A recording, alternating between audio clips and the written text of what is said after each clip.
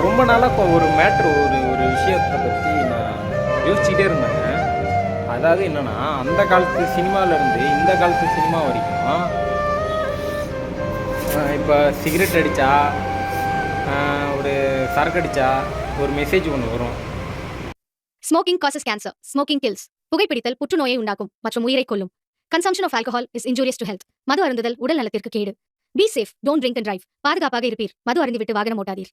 பார்த்துருப்பீங்க, மது அருந்துவது வீட்டிற்கும் நாட்டிற்கும் கேடு, சிகரெட்டு பிடிக்கிறதுனால புற்றுநோய் வரும் அப்படின்னு சொல்லிட்டு மெசேஜ் வரும்.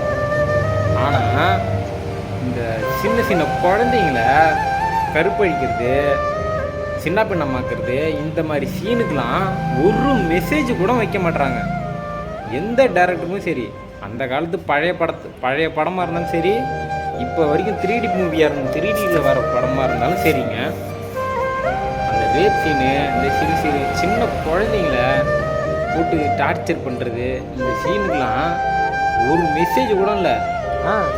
பெண்கள் மற்றும் சிறுமிகளை பாலியல் கொடுமை செய்பவர்களை மிகவும் கடுமையாக தண்டிக்கப்படுவார்கள். நீ திருமணம் செய்த அல்லது காதலிக்கும் பெண்களை அவர்கள் விருப்பம் இல்லாமல் உடலுறவு செய்யக்கூடாது என சட்டமே உள்ளது. எனவே இதில் ஏதேனும் தவறாக நான் பேசியிருந்தால் என்னை மன்னிக்கவும். ஜெய்ஹிந்த்.